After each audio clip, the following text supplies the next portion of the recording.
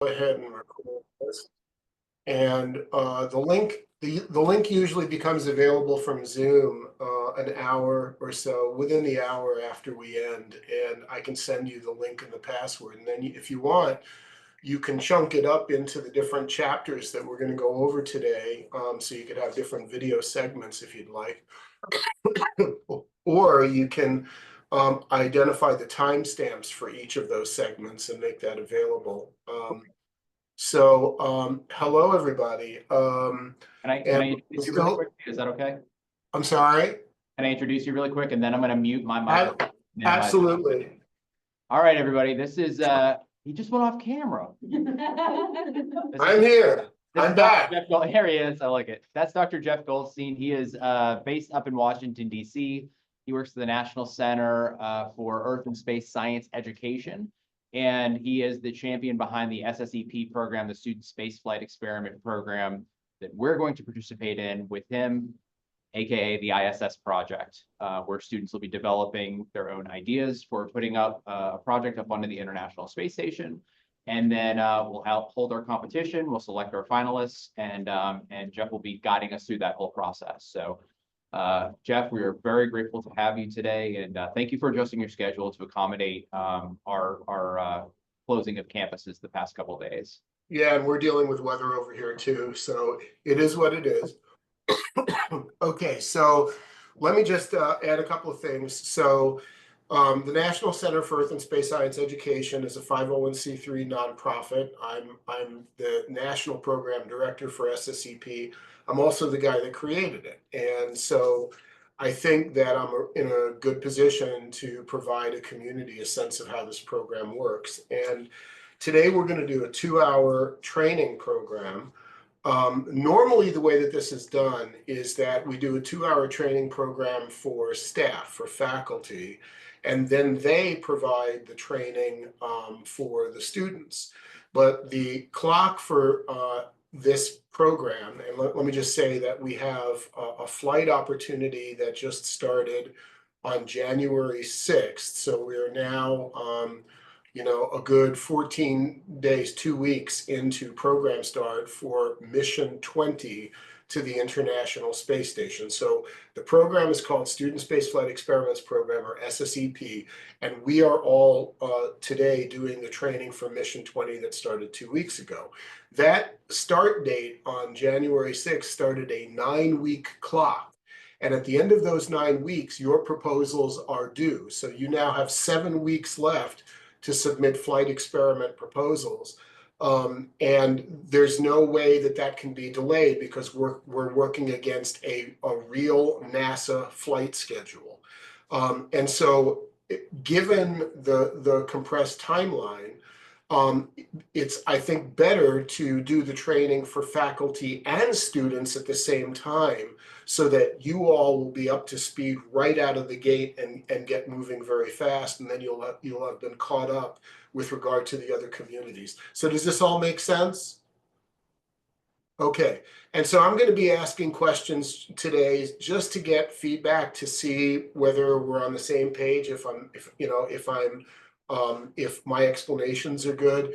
And so if I ask, how you doing, or if I ask you a question, give me a thumbs up sign, and then I can look across the Brady Bunch boxes over here and see if everybody is with me. So let me tell you what we're going to do today. And Dr. Carr, did you hand out the agenda for today's meeting?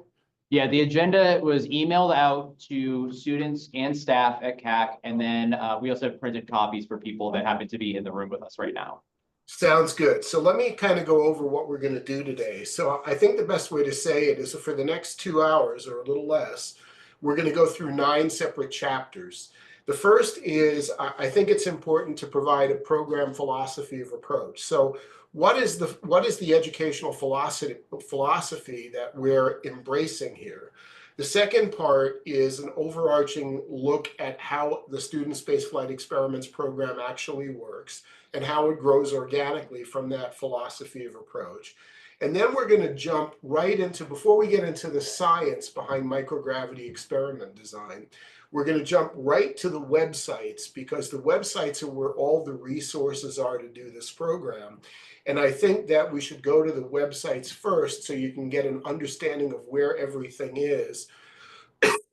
And as I do that, I'll be referencing some aspects of the science, which we're going to get into right after we do the website navigation.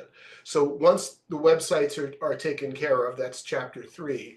We'll go on to chapter 4, which is what is microgravity, and something to do with a really tall mountain, which is pretty useful.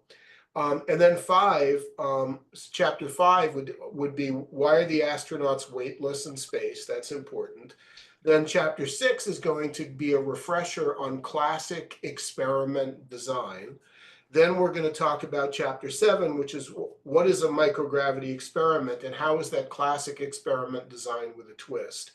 And then we're going to go into chapter 8, which is the engineering and technology constraints imposed on experiment design by the flight certified mini lab that must be used for all experiments.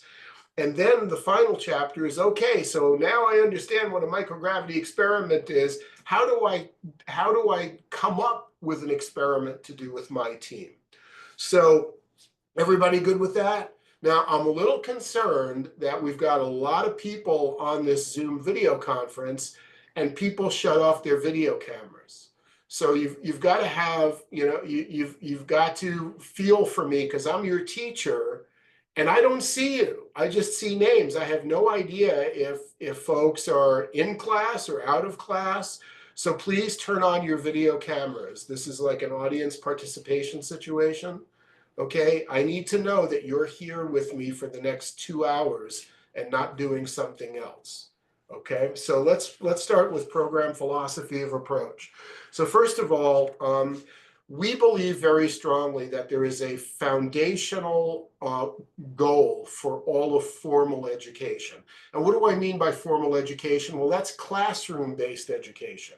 So from the time you go into kindergarten and then go through elementary, middle, high school, and then go on to undergraduate education, you're in classrooms. That's formal education. And so there's, in our mind, one core goal for all of that. And the best way to describe it is we hope that most of our students go through the education pipeline and they graduate from high school. We hope that a large percentage of them go on to an undergraduate institution like yours and graduate with an undergraduate degree. We hope some of those are actually going to go on to graduate school and graduate. And whenever you exit the pipe, when you graduate, you're going to get a diploma and a handshake. And what that handshake is going to tell you is, congratulations, you're now on your own in the real world. So all of formal education has one singular core goal: to prepare students for the real world, because that's where you're going to spend the rest of your professional careers. And so I think what's really important with regard to STEM education, science, technology, engineering, and math education, if we want to inspire some of our students to want to be professional researchers in STEM careers, we call those professional researchers scientists and engineers. If we inspire students to want to become scientists and engineers, it is absolutely essential that our students know what is expected in the real world from professional scientists and engineers, because once they leave the education pipeline, they're on their own.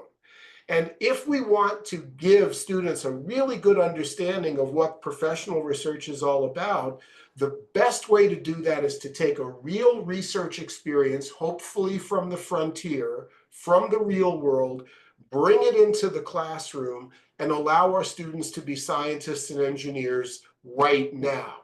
And so that's what this program is all about. You are being invited to be real scientists and engineers right now.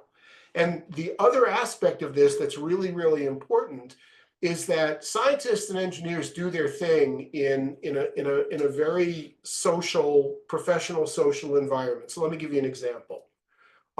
Researchers are going to have computers on their desks. If they're experimentalists, they're going to have laboratory equipment, which is very expensive.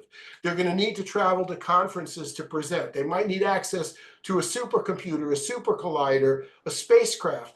And all of those together are called research assets.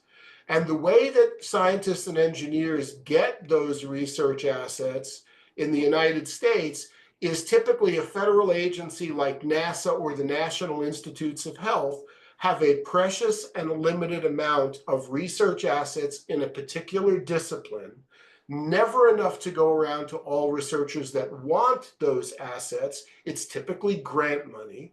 And so the way that they equitably get those assets out to the research community is they issue a national call for proposals. And so now research teams all over the country in absolute secrecy design a research program around the available asset, and they write a formal proposal against a proposal guide to make the case for why their team ought to get that research asset from, say, NASA, and not a team from, say, MIT or Caltech. And all of the research teams know that the competition is really, really brutal, because when NASA takes all of those proposals together, they convene a review panel, and the review board will then grade all of the proposals that NASA gets against the proposal evaluation rubric that was in the original proposal guide. And only the few teams with the highest of grades get an award letter, and the vast majority of teams get a rejection letter. And it doesn't matter how hard those teams worked, because if they got rejected, they get nothing. And so science is done by competition. And the competition, the teams understand that they are competing against the very best minds in that discipline, because those folks are also submitting proposals to NASA. So here's how it connects to STEM education. Let's say we inspire some of you to want to be scientists and engineers, and you graduate and you get that last handshake and you go out into the real world, and only then do you find out, wait a second, you mean scientists and engineers have to compete? I didn't know that. They have to compete to be practicing scientists and engineers? I didn't know that. And you mean that scientists and engineers have to be absolutely superb technical writers? I didn't know that. And if that's when you find out, we in formal education have failed you, because you're not ready for the real world of STEM. And so if you're going to bring a real research experience into the classroom, it should capture all of that nuance. And if you're going to bring a real research proposal competition into the classroom, it can't be a brutal competition. That's not what it's about. It has to be a series of teachable moments. So students get to say, oh, I didn't know that scientists and engineers had to compete for resources. I didn't know that they had to write proposals against a proposal guide with embedded citations in the literature and a bibliography. I didn't know what a research proposal competition was all about. And so the whole idea is to immerse you in an absolutely authentic experience so you can see what scientists and engineers actually do. So is everybody with me on that? Give me a thumbs up if you understand everything I said. Okay, cool. So now let's go on to how this program delivers on that philosophy of approach. We wanted to create a program that was inspirational. We wanted to create a program that was absolutely authentic and that was not a simulation. And it also had to be in our area of expertise, which is Earth and space. So we're giving your college your own space program, a real space program.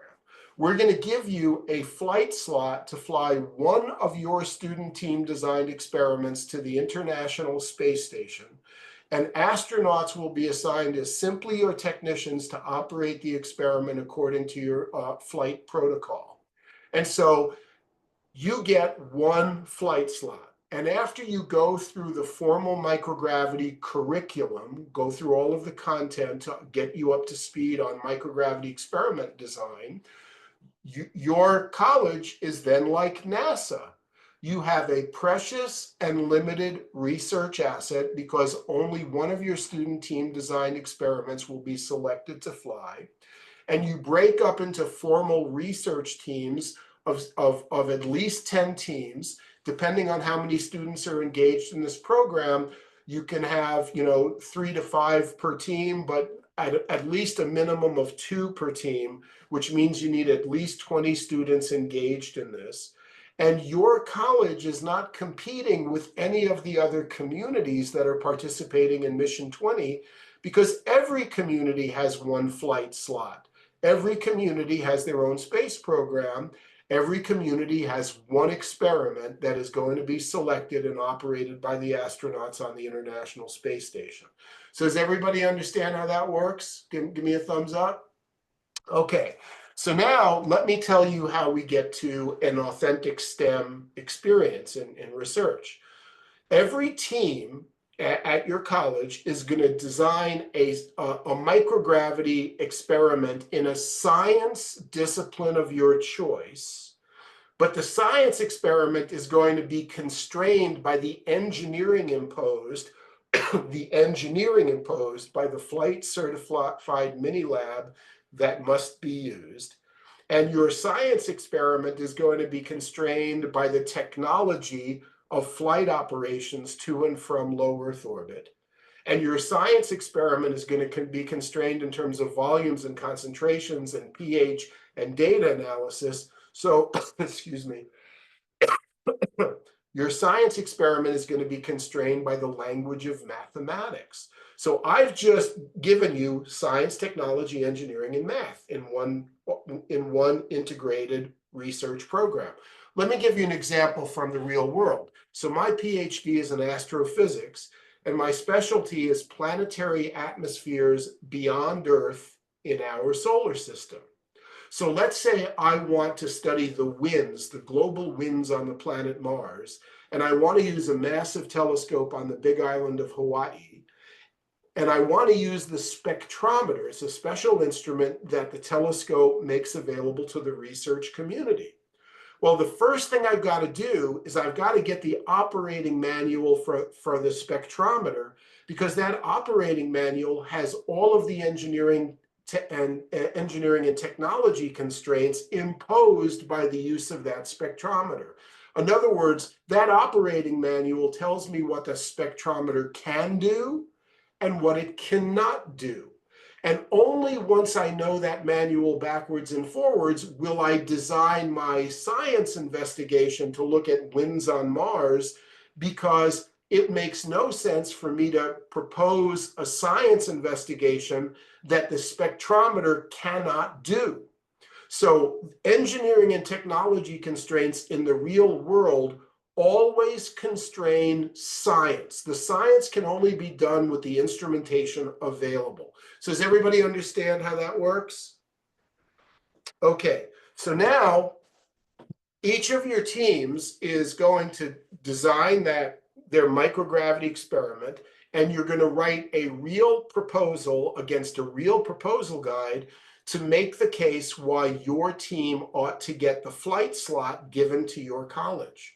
And then your faculty will convene a step 1 review board, and using the proposal evaluation rubric in the original proposal guide, they will strictly grade all of the proposals and select the 3 with the highest grades as finalists. You then send those 3 finalist proposals to us, and we convene the Step 2 National Review Board in Washington, D.C., either at the Smithsonian or NASA Goddard Space Flight Center, and they will select your flight experiment from your 3 finalists and do the same for each of the other Mission 20 participating communities.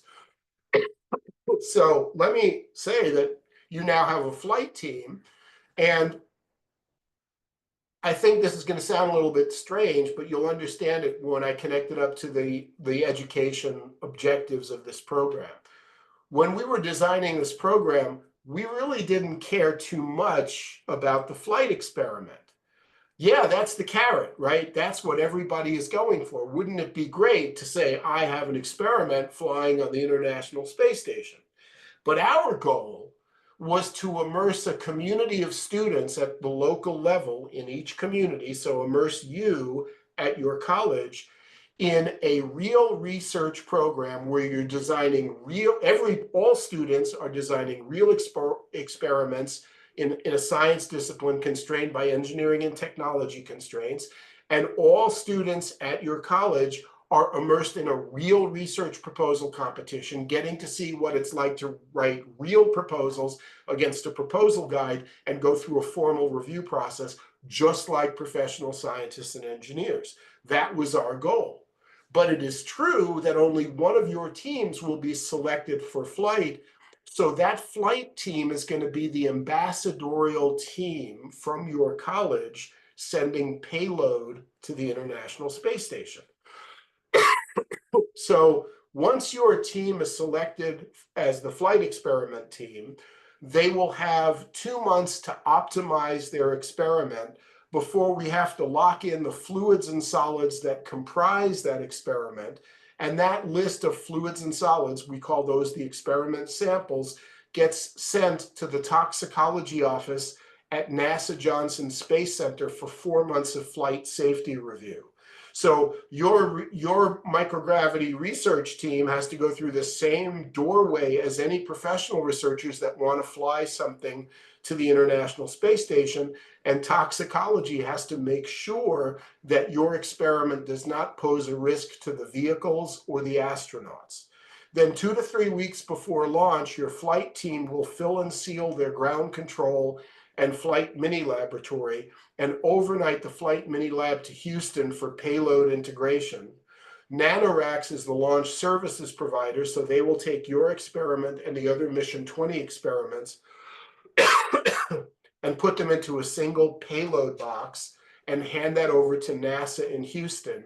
NASA will carry the experiments to Kennedy Space Center in Florida and hand your experiment over to SpaceX. SpaceX will put your experiment in a Dragon spacecraft on top of a Falcon 9 rocket, and your experiment will launch from historic pad 39A at Kennedy Space Center, the same pad from which all of the Apollo missions to the moon launched and over 100 space shuttle flights.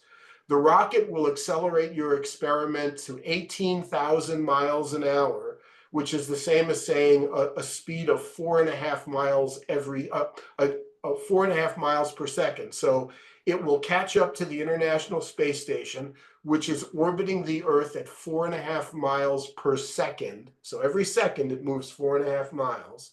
That's what 18,000 miles an hour means. And your experiment will be carried, therefore, 250 miles above the surface of the Earth. The experiment will be brought onto station, and the astronauts will operate it simply as your technicians for 4 to 6 weeks on orbit, according to your flight team's experiment protocol. And after that period is up, the experiments will be put back into Dragon for a deorbit burn.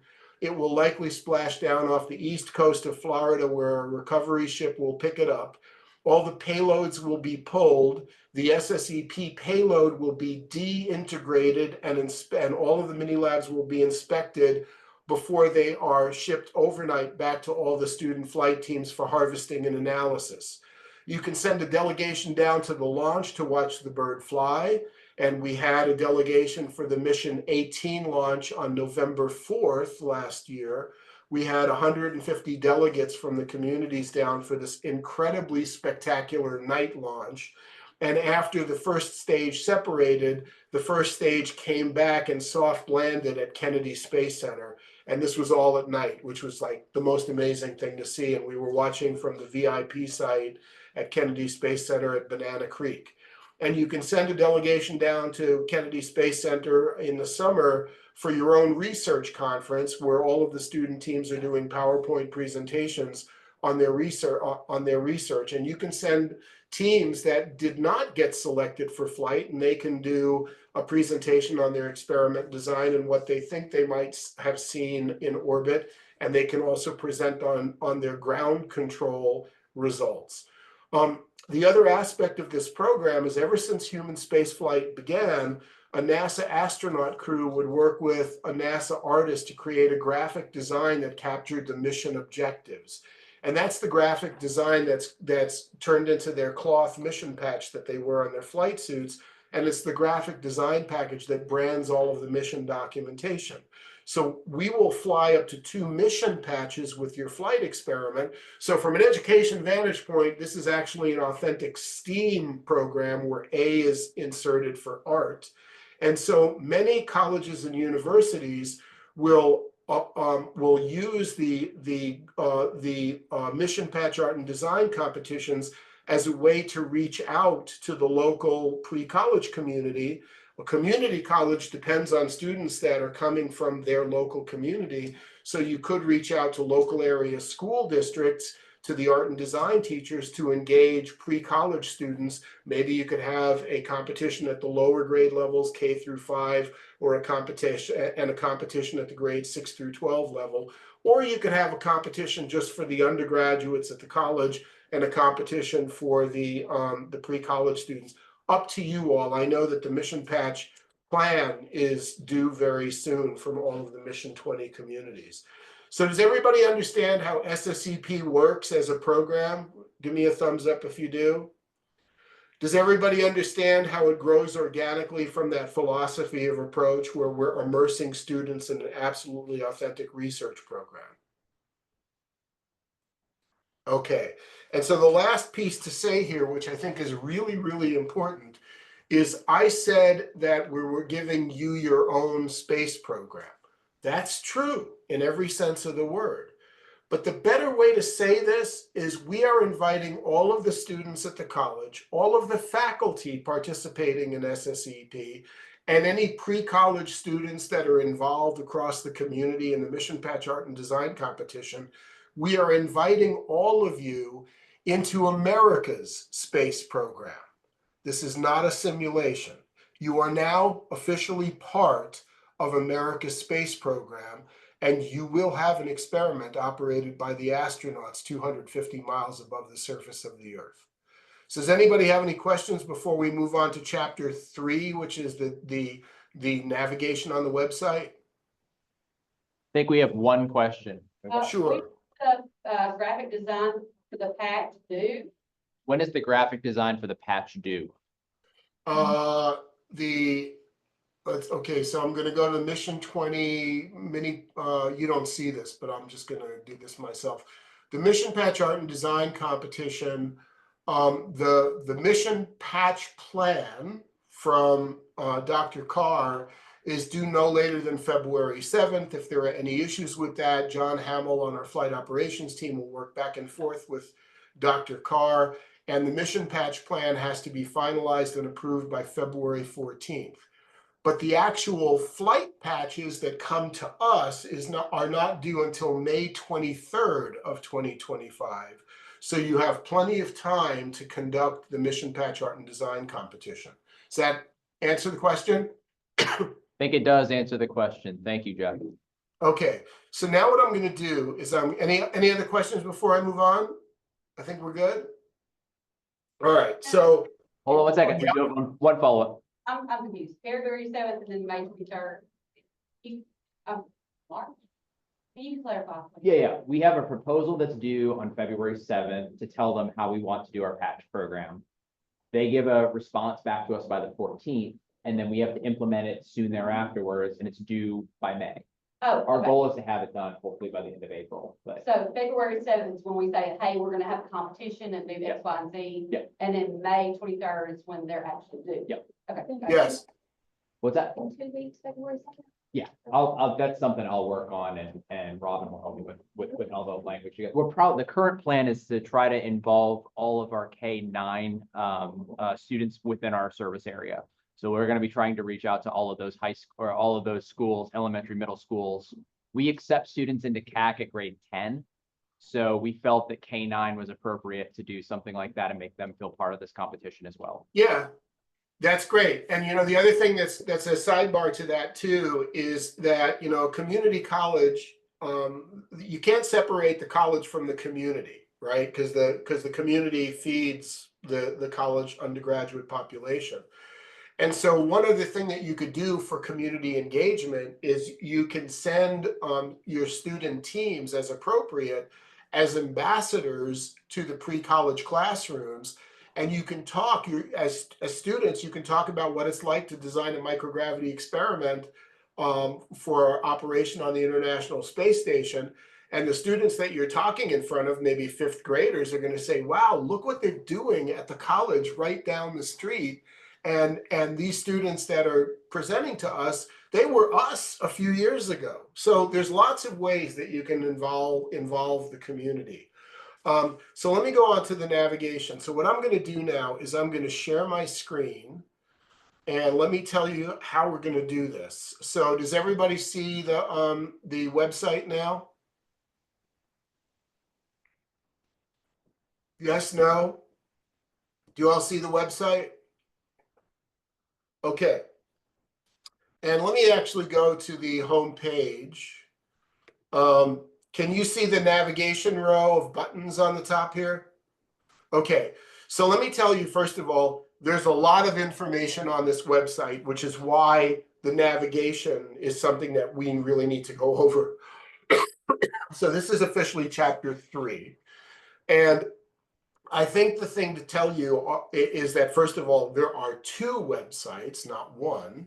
And the reason that this is so, involved in terms of content is because this is the real space program.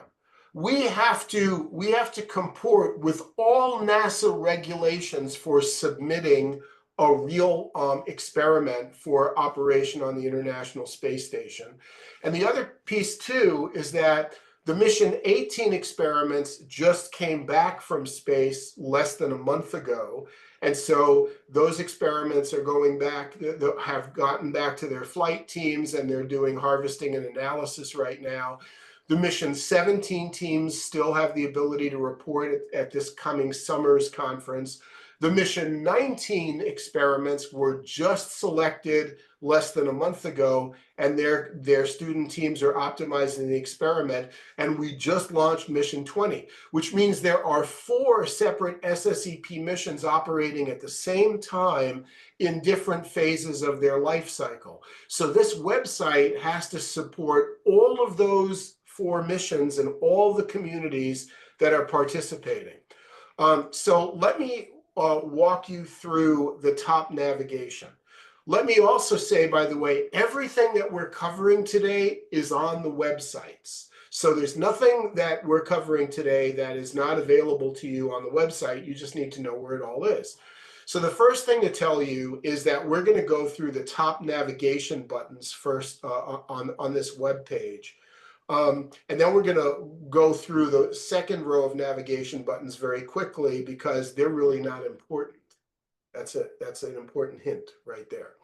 So the first thing is, after this training, what you need to do is go to the home page, which we're on right now, and read it really carefully from top to bottom, because this is what's called an executive summary of the entire program. So the program that I detailed a few minutes ago, it's all here. It's summarized on this page.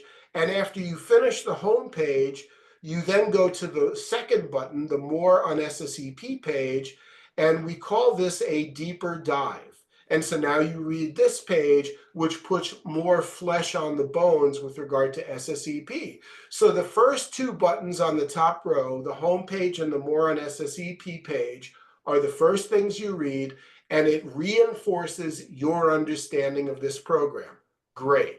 Now, the next 3 buttons, actually the next 4 buttons, Flight Opportunities, Teacher Resources, Contact and Community Network website, are the 4 buttons that you're going to use on a regular basis throughout the life cycle of this program.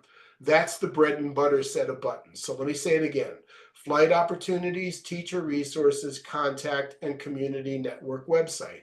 So we're going to go into detail with regard to those 4 buttons in a few minutes. But let's take the other buttons out of the picture right away. There's a blog. And so there are blog posts that are providing latest information on the program. If you want to go to the archive for the blog and read blog posts, that's how you do it. You go to the SSEP blog. If you're going to send a delegation down to the conference, well, you probably want to know what the conference experience is like.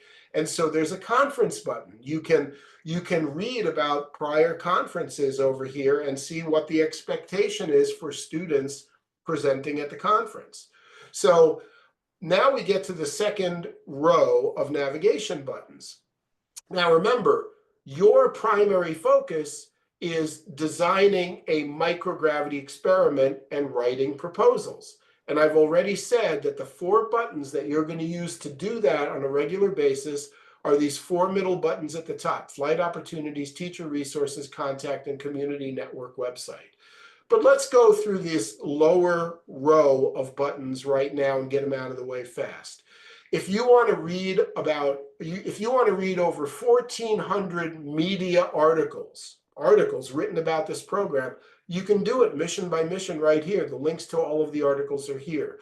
This program, for obvious reasons, is garnering enormous media coverage. If you want to read about our strategic partners, you can. If you want to read about our national partners, you can. If you want to read a biography of every one of the Step 2 National Review Board members that selected the flight experiments, you can see the Step 2 Review Board members on these pages. You can download logos and banners for the program. If you want to go to our organizational website, you can see what other programs we have. If you go to the Clark Institute website, you can see what we do internationally.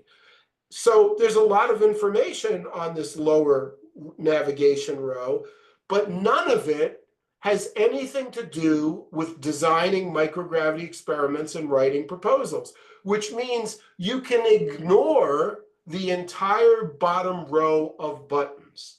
Your concentration are the 4 buttons in the middle on the top row. So is everybody with me on how to understand that navigation? Okay. So now what we want to do is we want to go to these 4 buttons so I can show you what's there.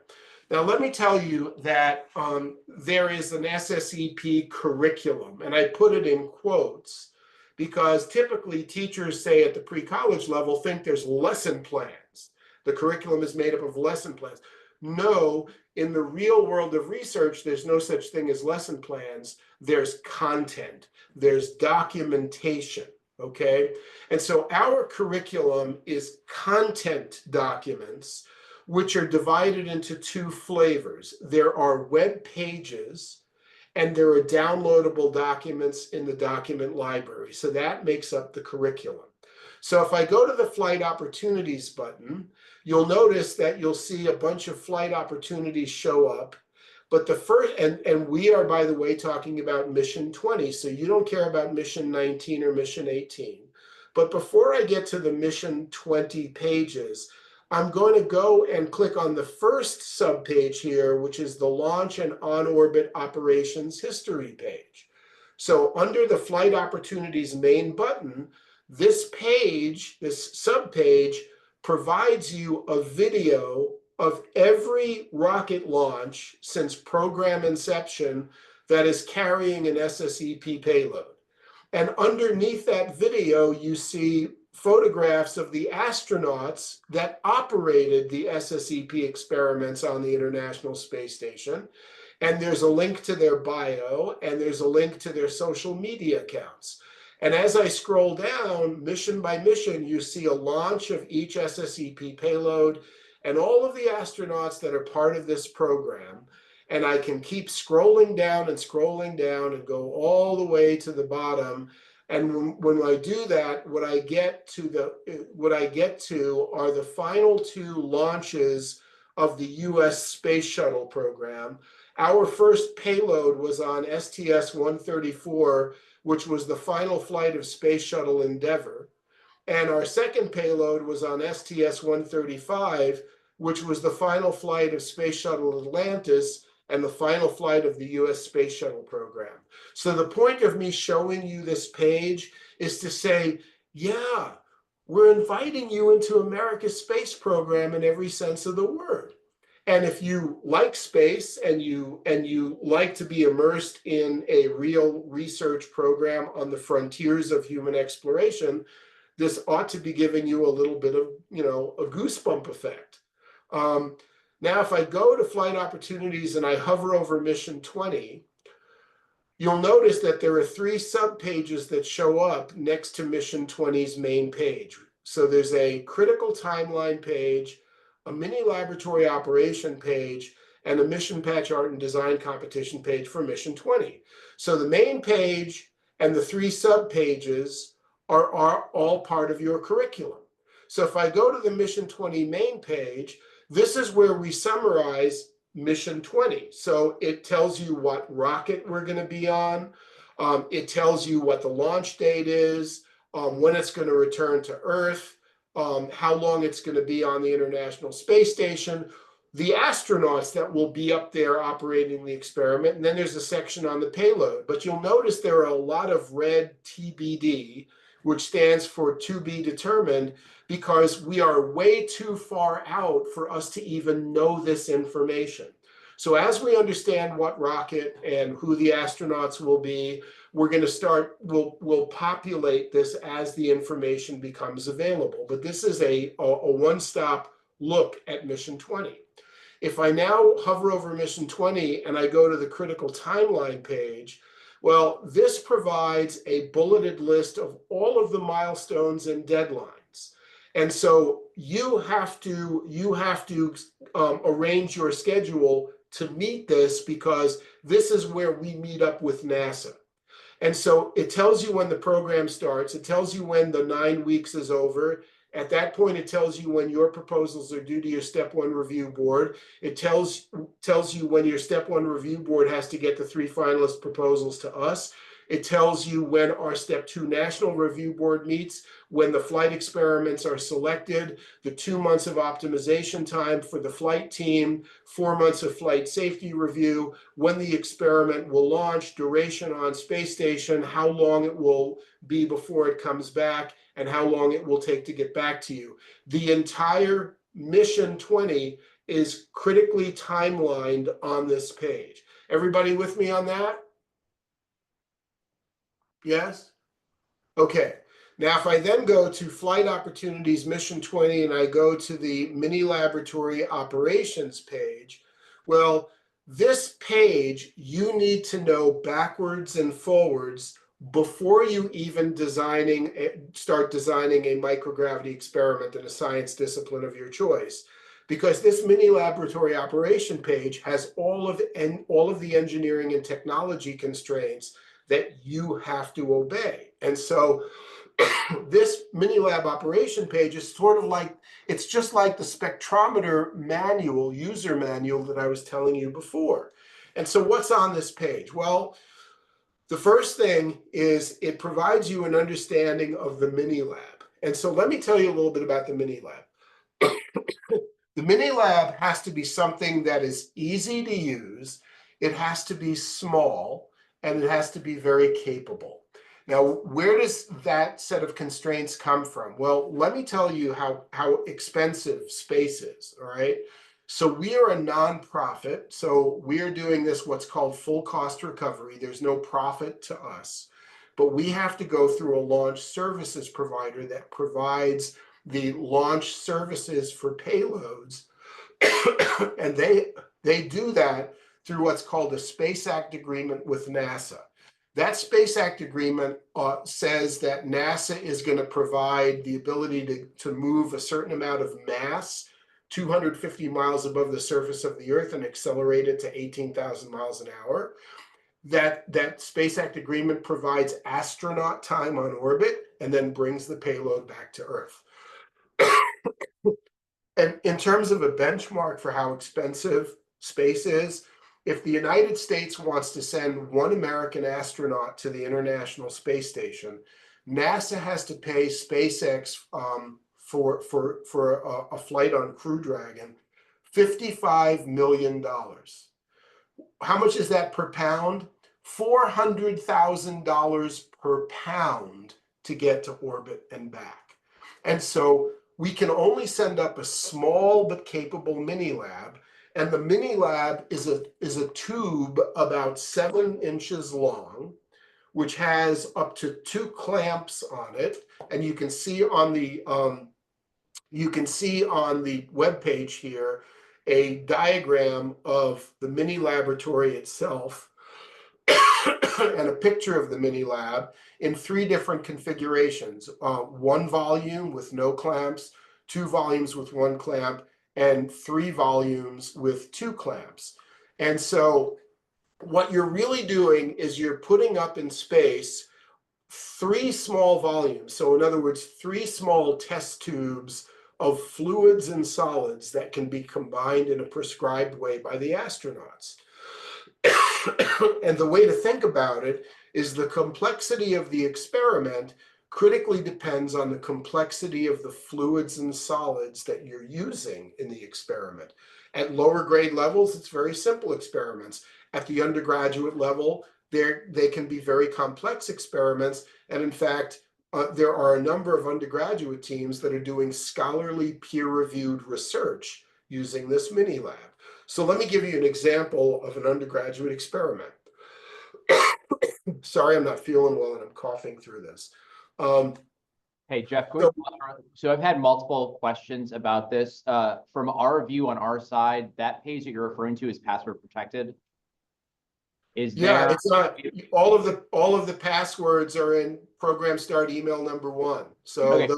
I'll get it out. 4, right? So everything you need to get moving are those 4 program start emails that you have. So the thing to do is to get them out to the students as soon as possible.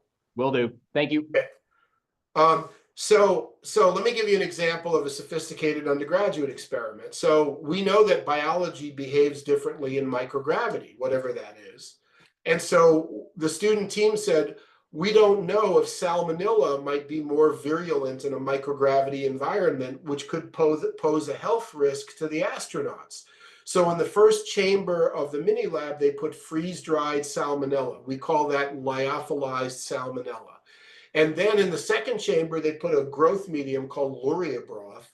And in the third chamber, they put a fixative to kill and preserve biology called glutaraldehyde. And so once it got to orbit, the astronauts hydrated the salmonella with the luria broth growth medium, and it grew for 2 days before the astronaut introduced the glutaraldehyde to kill and preserve the salmonella. The same thing was happening on the ground in the ground control experiment conducted by the flight team. And when the flight mini lab came back, they could look at colony size differences between the ground control and the flight mini lab. They had a sophisticated analysis capability to measure colony size differences very accurately. And under high resolution microscopy, they could see whether or not there were differences at the cellular level between what was happening on the ground and what was happening on orbit. And that's called morphological differences at the cellular level. So that's an example of a sophisticated experiment done in a very easy to use small mini lab where the complexity of the fluids and solids define the complexity of the experiment. So what's on this page? An overview of the operation of 3 configurations of the mini lab and examples of experiments that are appropriate in each of those 3 configurations. Also on this page are the five days on orbit that you're allowed to ask astronauts to do something. And so there are 5 crew interaction days, and then it tells you what you can ask the astronauts to do and what you cannot ask the astronauts to do. So if you want the astronauts to take notes, that will kill your experiment right out of the gate. It won't even be reviewed because you can't ask the astronauts to take notes. You can't ask the astronauts to videotape or photograph. And so there are things you can ask the astronauts to do. There are things you can't. It also provides you the dimensions of the mini lab and the volumes for each of the 3 configurations of the mini lab. And then it tells you what you can fly and what you cannot fly. So if you want to fly radioactive material, no, we're not going to allow that. If you want to fly concentrated sulfuric acid, toxicology will never approve it. If you want to fly biologicals with a biosafety level of 2 or higher, that's a no-no. So you need to understand what it is that you can fly and what you can't fly.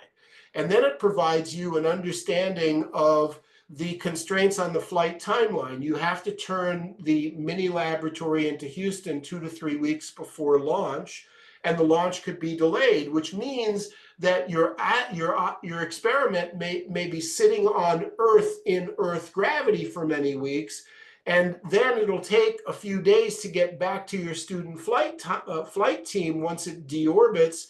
And so your flight experiment, once it deorbits and it lands off the coast of Florida, will be in Earth gravity on the way back to you. And so what this section is saying, because of the technology of flight operations to and from low Earth orbit, you probably don't want your microgravity experiment operating in Earth gravity for weeks waiting for launch. And you probably don't want your microgravity experiment operating as it's coming back in Earth gravity to your student team, which means you probably want to put your experiment up in an inactive state to be activated once on orbit by the astronauts and deactivated before it's returned to Earth. So this provides you an understanding of the technology of flight operations and how that it imposes its will on experiment design. And you probably also want to know something about temperature. What is the temperature of your experiment en route to Houston while in Houston waiting for launch, on the rocket going to the International Space Station, while on the International Space Station, and the return back to you? So there is a temperature section. So the point I'm trying to make in going through this is you need to know the mini laboratory operations page backwards and forwards before you even start designing your science experiment. So does that all make sense, everybody? Give me a thumbs up if that makes sense? Any questions? Okay, now if we keep going with flight opportunities under Mission 20, there is this Mission Patch art and design competition. This is for the art and design teachers. And when I answered that question earlier on, I went to this page, and you can see that May 23rd is the deadline for the mission patches to come to us. But this provides your art and design teachers everything they need to know about how to conduct these competitions so that we fly a patch. There is a minimum student engagement requirement. So if you can't get the minimum students engaged, we're not going to fly a patch because NASA won't let us. So again, the Flight Opportunities button has 4 pages that are part of your curriculum: the main page, and then the 3 subpages: critical timeline, mini lab operation page, and mission patch art and design competition page. Everybody understand that? Okay, now let's go on to I'm going to skip teacher resources for a second and go to the 3rd button of importance, the contact button. And what you'll see here is this is a way that you can submit questions to us. And so we are asking, if you have any questions, students, faculty, if you have any questions about experiment design or the proposal process, you have to submit via this contact page. And the reason for that is we don't want you to call us. We don't want you to send an email to one of our team. We want you to put it in writing on the contact page, because when you hit submit, it goes to the entire flight operations team, and they will be able to determine who's the appropriate person to answer that question. And it may very well be that question has to go to NanoRacks or a toxicologist at Johnson Space Center. So we need it in writing, and we need it sent to the entire flight operations team. That's what this contact page is all about.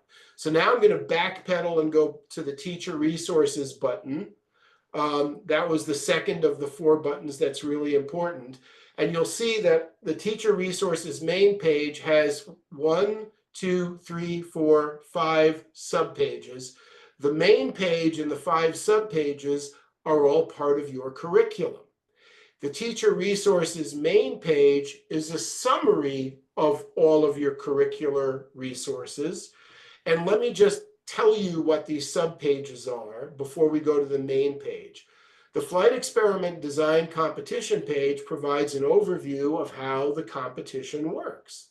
The Designing the Flight Experiment page is really important because it provides all of the science of microgravity experiment design. So all the science that I'm about to get into is covered on this page. Then there's the document library that provides a place where you can download the document flavor of the curriculum. And the Two Teachers How to Move Forward page is actually not just for instructors, it's also for undergraduate students, which is a walk through the entire program, step by step by step. We didn't want to just give you access to content. We wanted to provide you a recipe for how you move through the entire program in a bulleted way. And every time a piece of content is required, there's a hot link to that web page or a hot link to that document in the document library. So we've organized it so that you can walk through the program in order. And then there's a really robust frequently asked questions section. So does everybody understand what I just said in terms of a simple overview of those pages? Good? Okay, so now I'm going to go to the teacher resources main page, which I said is a summary of all the resources. So I'm going to click on it right now. This is your kind of starting point to go through here and see where all your resources are. So the first section says technical assistance. And it says that we're here for you. If you have any questions, that's great. We have a flight operations team ready to answer any questions, but you need to put it in writing via the contact button. I've already covered that. And then under this next section, the website, here is a summary of all of the web pages flavor of the curriculum, which I just talked about. Here is a little summary of the flight experiment design competition subpage, which is one of the subpages I talked about.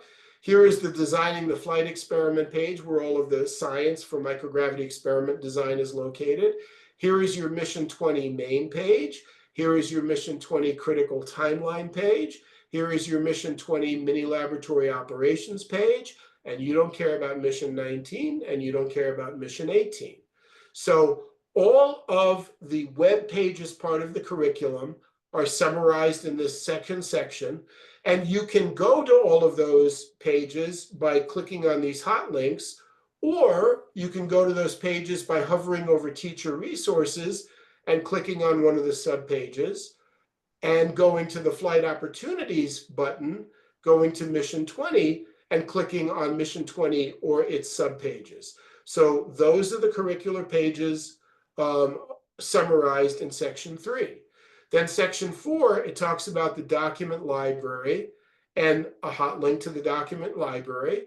Then it talks about the Two Teachers How to Move Forward page and how to hot link to that, and talks about the FAQ and hot link to that. So does everybody understand the navigation there under teacher resources? Yes, no, maybe, not sure? You got it? Okay. So now I'm going to go through some of those pages. So I don't need to go under the flight experiment design competition page. I mean, I can go there, and this is where you read about the experiment design competition. I could go to the designing the flight experiment page, and this is where you read all of the science necessary for designing a microgravity experiment. I can then go to the document library, and let's take some time to go through the document library. So again, this is where you get all of the downloadable document flavor of the curriculum. And so section 1 provides just general documents for SSEP. So you can download a 2-page overview of Mission 20 right here. You can download the congressional briefing document we leave behind on Capitol Hill when we do a briefing for Capitol Hill staff. But this concentrates on the strategic STEM education objectives of this program. So this is probably more important to Dr. Carr when he's promoting this program. Then there are videos providing an overview of how the program works. There is a feature article here on how the program works that was featured in Scientific American Frontiers called Not Your Grandma's Science Competition. There is a PowerPoint. If you want to do a PowerPoint overview for stakeholders or to inform, folks about this program, there's a PowerPoint that you can download. But section 3 is really important to all students. It's the Student Proposers Resource Library. So the first document you can download is Getting Started with Experiment Design. providing an overview on how to think about experiment design. Then there's a microgravity science background and microgravity experiment case studies document. So if you go and download the microgravity science background document, it provides an overview of 9 separate science disciplines appropriate for microgravity research and why. It's a great way to get ideas for microgravity experiments. And there's also an accompanying case studies document that provides examples of microgravity experiments in each of those 9 science disciplines. I touched on this next one a little while ago. It's using biologicals and SSEP experiments. So how to shut down a biological experiment before deorbit by introducing a fixative like alcohol or glutaraldehyde or formaldehyde. So this document provides an overview of fixatives that you can use. This next section is important. They're all important, but this is important in terms of the experiment fluids and solids. The master list of experiment samples provides a list of hundreds of fluids and solids that are typically used in microgravity experiments. So it's a great way to get ideas for microgravity experiments that you can do. This next document is the no-no list. It's the NanoRacks list of problematic samples. So what that's telling you is here are fluids and solids that will likely not pass flight safety review for various reasons, which means that when you come up with a microgravity experiment and you come up with a list of fluids and solids that you want to use, you got to go to this list to make sure that your fluids and solids are not on this list, because if they're on this list, you can't use them. So it's the no-no list of problematic samples. And then over here, you can download the flight experiment proposal guide itself, which is the template for a proposal. There is an accompanying background for teachers, which goes with the guide, and included in the background for teachers is the proposal evaluation rubric, the grading system for how both review panels will grade the proposal. And then there is a background for student proposers, which provides you a background for how to think about submitting and writing proposals. And then there's a document called Required Specificity for Description of Experiment Samples. So the toxicologists at NASA Johnson Space Center are going to want to know the source of your fluids and solids, the volumes, the concentrations, the pH. And so they need to have the experiment samples specified appropriately for flight safety review to take place. And then there are videos that provide an overview for how to assemble the mini labs, how to fill the mini labs, how to seal them, and how to ship them to Houston for payload integration. So does everybody understand an overview of what's in the document library? Okay, now let's go to any questions? Now let me go to the Two Teachers How to Move Forward page. And I told you that this is a bulleted recipe for how to walk through the whole program. And so the first thing it tells you in the top is the first thing you should do is to read the home page and the More on SSEP page, the deeper dive page. And then what it tells you in section 2, here is a proposed list of tasks and activities for SSEP launch and management in the classroom, provided in a reasonable order. Well, we expect undergraduate students to be self-directed learners, which means that with an understanding of where the resources are, you should not have to be presented all of this in a classroom. You can dig into this on your own. And so this is a bulleted walk for students at the undergraduate level as well through the whole program. So the first thing you do is it says go to the teacher and student resources page and read it and look at its subpages. Go to the flight experiment design competition page, go to the designing the flight experiment page, and there are hot links to all of the curricular elements in order of the program. And then this section D says, go to these other pages, which are on another website. We'll get to that in a minute. And as you walk through here, you go from program start through program completion. And so this is a really important page for you. The next thing that it says here under important advice to teachers and students at the undergraduate level is that you should have a local researcher, like a faculty member, as a general advisor for your team. And so that faculty member understands basics of experiment design, understands what it's like to write a proposal against a proposal guide. So your faculty member who's going to be your local researcher advisor is somebody that you can lean on to ask general questions about the experiment and proposals. But we also say that once you understand the very specific experiment you want to do, the specific discipline, you need a national researcher advisor who is an expert in that discipline. Now, it may very well be that the experiment your team comes up with, you have an expert in that narrow discipline at your college, but likely you will not.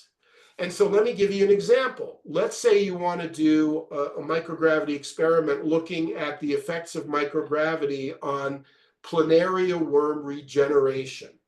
Cool experiment. But that means that team needs a planaria worm regeneration expert as an advisor so that you can ask sophisticated questions on your experiment. And you may not have a planaria worm regeneration expert at your college. So this section tells you how to get a researcher advisor. It says to use Google Scholars search, and there's a link right here. And if you go to Google Scholar search and you put in the keywords planaria worm regeneration, you will get back lists of scholarly peer-reviewed articles which represent the state-of-the-art human understanding in planaria worm regeneration. You're not reading the article, you're going to the top of page 1 where the authors are listed and their host institutions. And if Dr. Jane Smith is a co-author on a planaria worm regeneration paper, and she's at Harvard, you go to the Harvard website, you go to the staff directory, you get Dr. Jane Smith's email address, and you send a really nice email to Dr. Smith saying, can you be our researcher advisor because we're doing an experiment in your area of expertise? And if you send that out to, say, 20 potential researcher advisors, all you need is one to say yes. And there is even a template here for a really nice email that you can send to all of those potential researcher advisors that you can customize to your experiment. So does everybody understand the two teachers how to move forward page? Okay, so now I'm going to go to the other website and show you the last button here. And it says community network website. Another way to get there instead of hitting this button is you see there's a little banner here at the top of the column called Jump to SSEP Community Network site. And that's how I'm going to get there. But before I go, I want to tell you that this is the main website where all the resources to do this program lives. And the way that you can tell that this is the main website is the big banner at the top has the International Space Station above Earth. Now I'm going to go to the other website. I'm clicking on it. And you notice I can tell that it's the other website because the banner has changed to Space Shuttle Endeavour over a blue Earth. This website is dedicated to all the communities that have ever participated in SSEP. And if I go to the bottom here, you will see a list. There's an update to this, and there's a map of the world that's right here, but it's not present right now because they just are in the middle of updating this today. But if I click on this plus sign, what you can see here, mission by mission, are all the other communities that have participated in each of these missions since program inception. And all of the communities in green have participated more than once. And so if I go to mission 19, what you'll notice is that Edmonton, Alberta, Canada for mission 19 is on their 5th mission. Sao Paulo, Brazil is on their 4th. Hillsborough County, Florida is on their 12th. And so there are many communities that have a sustainable space program because they keep doing this program over again. And if I go to the top under communities and local partners, I can click on the first button. And what's really cool for you all is this button is dedicated to all the undergraduate participation since programs start. And so it provides you an overview of all of the colleges and universities that have participated, and it provides you an understanding of all of the undergraduate flight experiments that have flown. So here's a little summary of all the undergraduate flight experiments for all of the undergraduate institutions. And there are also videos of undergraduate teams presenting at the annual conference. So this is a great way to get ideas for experiments. If I go to one of the missions under this communities and local partners page and I click on mission 19, then what you'll see here are all of the mission 19 communities.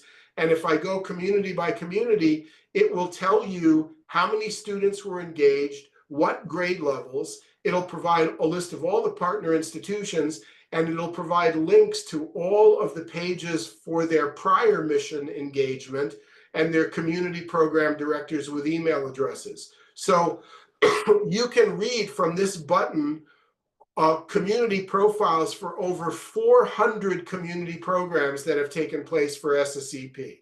If I go to experiments selected for flight and I go to mission 18, for instance, you can go and see all the communities that have participated, and you can read a summary of every flight experiment that has ever flown for this mission.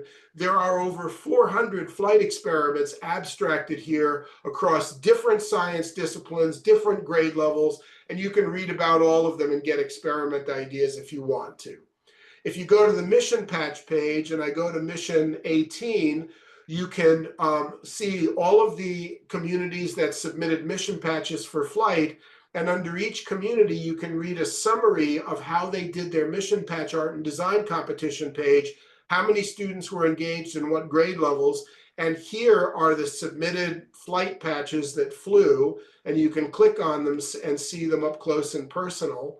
And so you can read about the mission patch art and design competition page, competitions for over 400 communities that have participated. And if you go to scientific return and reporting and you go to one of the missions, you can watch a video of every student team presentation ever done at the conference. And these student teams are presenting under this gray thing over here. Well, that gray thing happens to be these thermal protection system tiles under Space Shuttle Discovery, which is at the National Air and Space Museum in Washington, D.C. The conference was under Space Shuttle Discovery, the real thing. And so does everybody understand the wealth of information with regard to the community network site that's here to get ideas and for you to look around and explore? All good? Let me stop sharing. Does everybody have, now you're going to have to get, I don't know if you drink tea or coffee, you're going to have to dig into this. This is the real space program. This is not a simulation. This is not for lack of a better word, fluffy STEM program where you check off science, technology, engineering, and math. This is America's space program. And I wanted to go through the navigation here so you truly understand where everything is. And this chapter 3 is something that is recorded on this Zoom video conference. So does everybody understand what this is all about? Give me a thumbs up if you do. Any questions on the navigation? All right, so let's go to chapter 4, which is what is microgravity, and a really tall mountain is pretty useful. So let's get into the science now. So microgravity, you're designing an experiment in microgravity. How many of you don't know what microgravity is? Raise your hands high. Okay, good. I don't expect you to know. So let me tell you, Microgravity is the technical term for weightlessness. It means the same thing. And you all have seen weightlessness if you've ever seen a video of astronauts in space in the International Space Station or on the space shuttle. And when you watch the video of the astronauts, they're floating around. There's no up, there's no down, they're just floating. And what seems to be missing in that video for them is gravity. It's as if gravity doesn't exist. Now, gravity here on the surface of the Earth causes your weight. The force of gravity exerted by Earth on you is what you see on your bathroom scale when you step on it. That's your weight. So if there's no gravity, there's no weight. Everything is weightless. And a microgravity experiment is an experiment in a weightless environment where there doesn't seem to be any gravity. Everybody with me on that so far? Okay, so now the question is,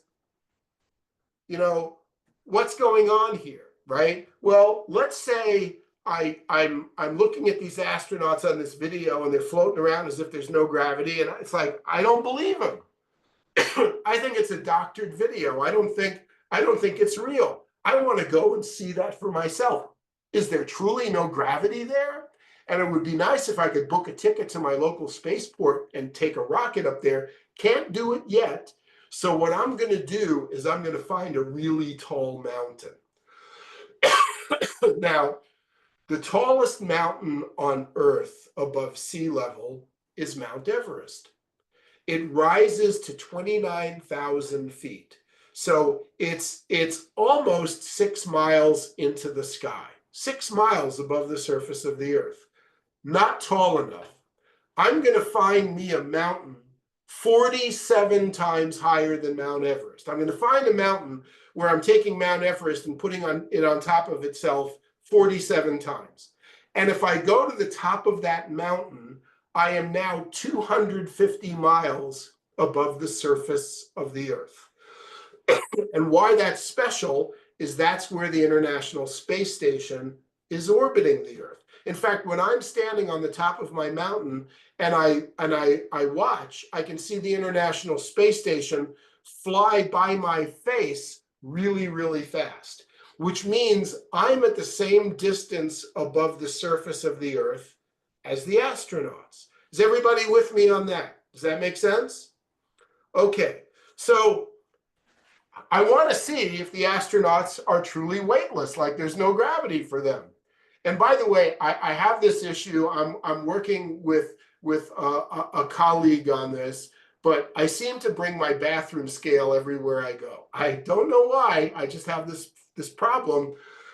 I bring this bathroom scale everywhere I go. So I take it to the top of my mountain. And so now I'm waiting for the International Space Station to fly right by my face. I'm at the same distance above the surface of the Earth as the astronauts.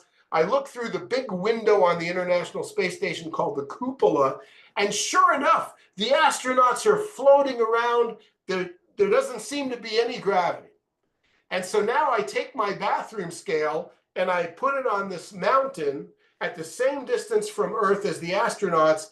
And ladies and gentlemen, what do I weigh?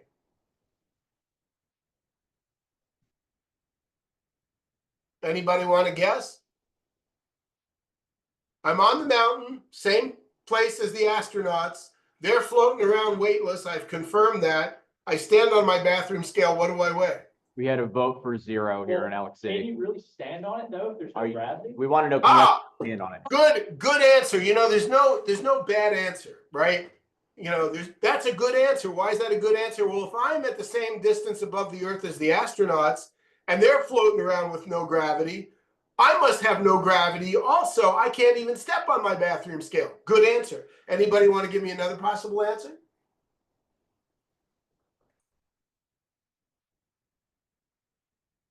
No wrong answer. Just come up with something. I don't know. I think you would weigh something, but it'd be very small because you're not in free fall. Okay, something very small, and he used the term we're going to get to in a minute called free fall. Anybody else? Just Say the throw word. something out. Say it don't change. Okay, so another possibility is he weighs the same. I weigh the same as what I weigh on the surface of the earth in my bathroom. So I could weigh nothing. I could weigh the same as in my bathroom, or I could weigh something in between. Turns out I look down at my scale and I weigh almost the same as what I weigh on the surface of my earth, surface of the earth in my bathroom. I weigh 90% of what I weigh on the surface of the earth, almost the same. Now I know all of you in the classroom are going, what? How is that possible? Well, let's explain this, okay? So first of all, you need to understand something about gravity. And by the way, all of this is on the website. It turns out, we don't know why, but it turns out that any two masses in the universe will attract each other with a force called gravity. It comes out of somewhere. We don't know how, we don't know what's giving rise to gravity, but the point is that any two masses in the universe will attract each other with a force of gravity, like my coffee cup and my jelly bean jar filled with a ping pong ball. And so these two objects are pulling towards each other with a force of gravity. But I don't see my coffee cup and my jelly bean jar flying towards each other. And that's because gravity is an incredibly weak force. For you to see gravity, every day in your lives, at least one of these masses has to be truly massive. So can somebody give me an example of two masses where one is truly massive and, oh yeah, I get to see gravity every day of my life? We had a vote for the moon. I'm sorry? We had a vote for the moon. Well, I don't know what the moon is doing. It took the human race a long time to figure out what the moon is doing in terms of gravity. Isn't there something that you can give me as an example where you get to see gravity every second of every day of your lives, and it's due to the fact that there are two masses involved and one is truly massive? The earth and a person. Yeah, I'm currently on the earth. You and the earth. I Okay. happen to have one right here.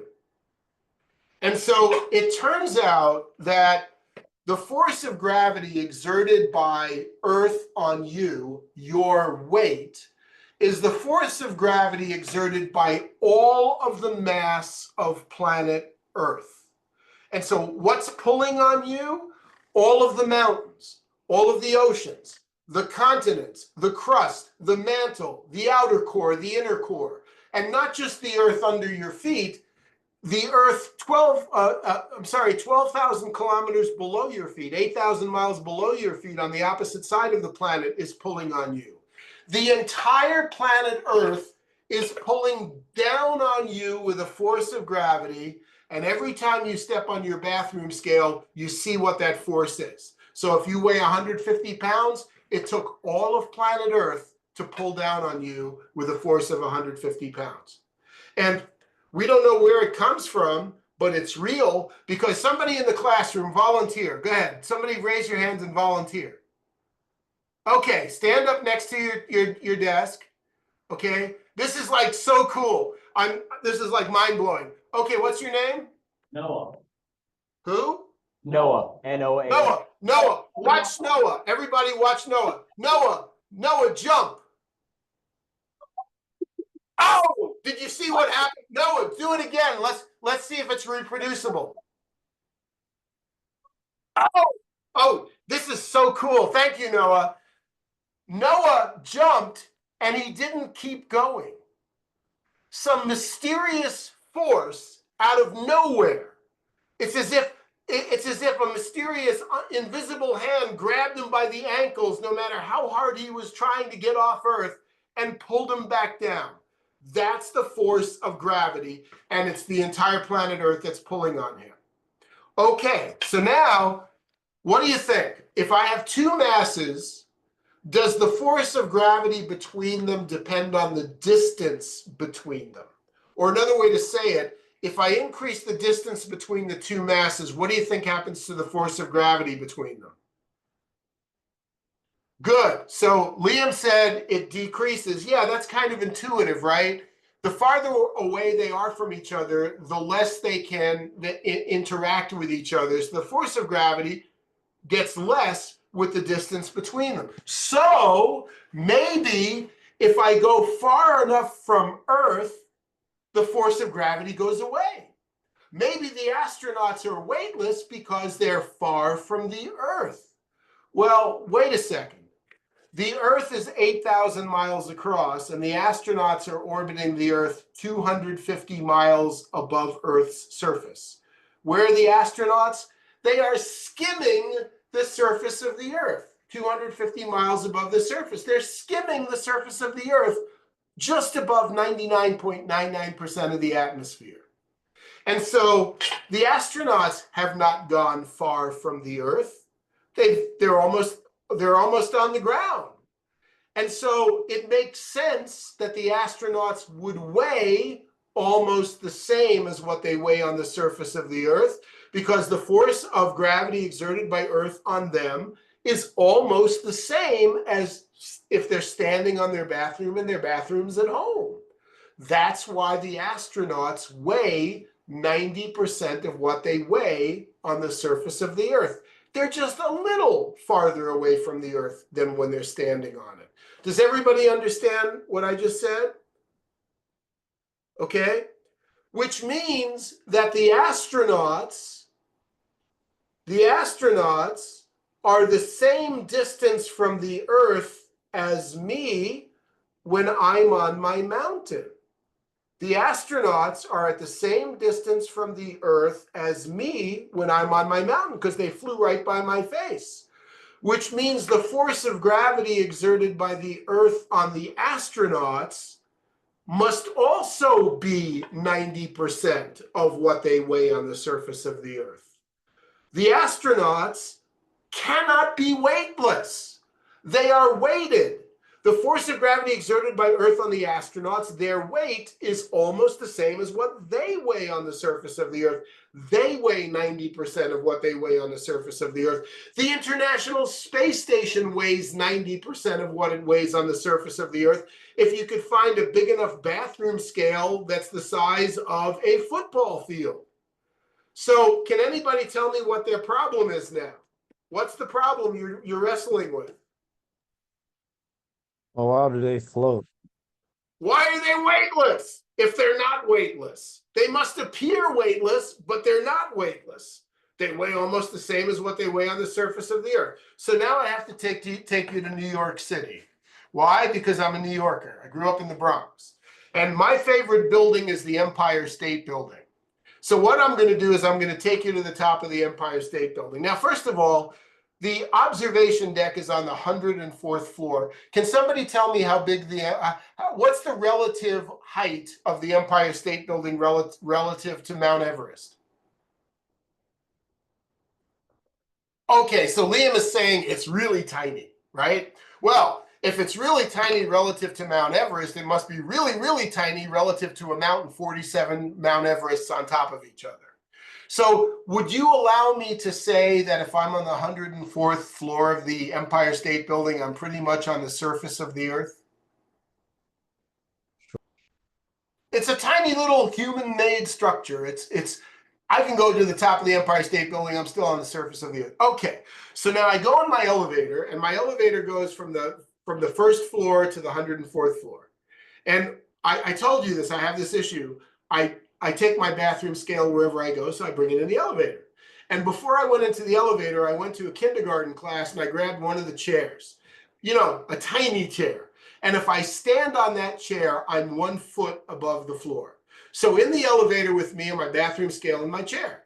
And by the way, really important, the elevator has no windows. All of this is on the website. The elevator has no windows. So this is what I do. I go to the 104th floor, the top of the Empire State Building, the doors open up, the elevator's not moving. It's as if the elevator's part of the 104th floor because I see people walking around right there. But instead of walking off on the 104th floor, I stand on my chair. and I'm now 1 foot above the elevator's floor, and I'm going to step down on my bathroom scale on the floor of the elevator, and what do I weigh? The same weight The same weight as what? as you did before. If you're stopped, are you stopped? I'm on the 104th floor. The elevator's not moving. I step down on my bathroom scale. I weigh the same as what I weigh on my bathroom on the surface of the earth, because the 104th floor is on the surface of the earth. Everybody with me on that? Now I'm going to do the experiment over again because scientists believe in reproducibility. So I get back up on my chair. I'm a foot above the floor. And unbeknownst to me, because it's a very quiet elevator, the doors close. And the instant I am walking off the chair, somebody does something really bad, cuts the cable holding the elevator. So all of a sudden, the elevator car and me and the chair and the bathroom scale start to fall. What's happening to my speed? It increases. It's increasing. I'm accelerating. My speed is increasing. So we say I'm accelerating. What's causing the acceleration? Gravity. The force of gravity exerted by Earth on me, the elevator, the chair, and the bathroom scale. What do we call the force of gravity exerted by Earth on the elevator? Weight. The weight of the elevator. So it is the weight of the elevator that's causing it to accelerate down at an ever increasing speed. Another way to say it is the elevator is accelerating under or falling under its own weight. And so am I, and so is the bathroom scale, and so is the chair. Now, the first question I have is, does anybody know how fast we are accelerating, what the acceleration due to gravity is? 9.8 Whatever. meters per second squared. 9.8 meters per second squared. What does that mean? You fall at a rate of 9.8 meters every second. Well, So what that's really saying, let me change it a little bit, Liam. What it means is that my speed is increasing 9.8 meters per second every second. Or in the English system, my speed is increasing 32 feet per second every second. How many of you understand what that means? Means it Well, you understand doubles. what I just said, but do you have a good understanding of what that speed means in units of meters or feet? Well, let me build a The bridge answer, to the the answer, familiar. the answer here is no. People are still kind of wrapping their head around that. Meters per second per second. So you're Right. accelerating at a rate of 9.8 meters per second. And then every second that passes, it's another 9.8 meters per second added on top of that. It's faster and faster and faster until you reach terminal velocity. What's terminal velocity for a human in free fall? About 100 miles an hour. So yeah, we'll get to that. So let's just talk about the acceleration due to gravity. And I'm a strong believer in building bridges to the familiar in education, because if I know what's familiar to you, I can use that to make you understand something other than just having you memorize stuff that's absolutely meaningless. Okay, so I will tell you a bridge to the familiar. The acceleration due to gravity is such that every second you are moving 20 miles an hour faster. So after 1 second, you're moving 20 miles an hour. After 2 seconds, after 10 seconds, you're moving 200 miles an hour. After 100 seconds, you're moving 2,000 miles an hour if you have a big and tall enough elevator. The acceleration due to gravity is huge. Does everybody feel what I just said? Okay, but as Dr. Carr said, something else happens because the elevator shaft is full of air. And air causes a drag force, a resistance to motion. So a good example of this, all on the website, is if you jump out of an airplane, you're parachuting, for the first few seconds, you are accelerating faster and faster due to the force of gravity. But as you go faster, the drag force increases because the drag force is proportional to your speed. And you keep going faster until you reach a fastest speed, which is called terminal velocity, and you cannot go any faster than that because of the air resistance. And that's about 100 miles an hour for a human being.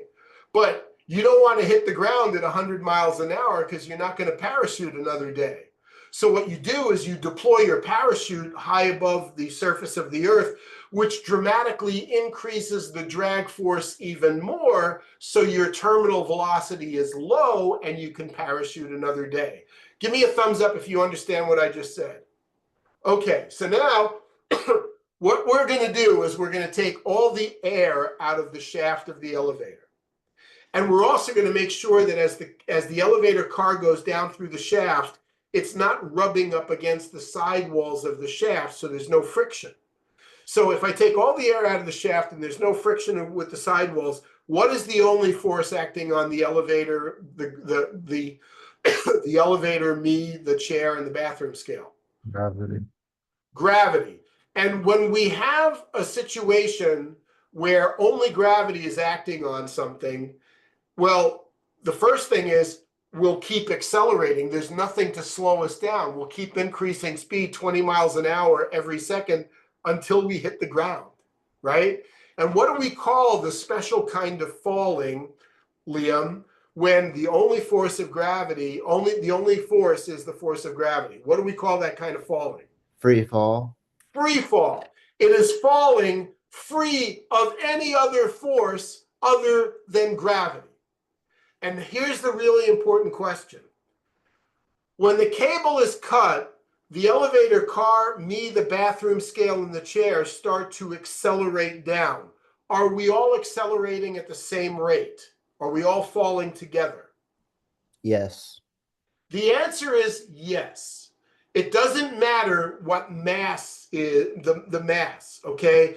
If I drop a car and a ping pong ball from the same altitude at the same time and there's no air, they will hit the ground at exactly the same time. They will accelerate down together. And so when I quote the acceleration due to gravity as 9.8 meters per second every second, it doesn't matter what I'm dropping. Okay, the acceleration is the same. And if you want to prove this to yourself, go to YouTube and look up astronaut moon feather. And you will see an astronaut on the surface of the moon doing this experiment in an airless environment. And he drops a feather and I think a hammer from the same altitude at the same time. And the feather and the hammer hit the surface of the moon at exactly the same time. Everything is accelerating down together. Is everybody with me on this so far? Okay, now let's pull the rug out from under you, okay? Where was I in the elevator when the cable was cut?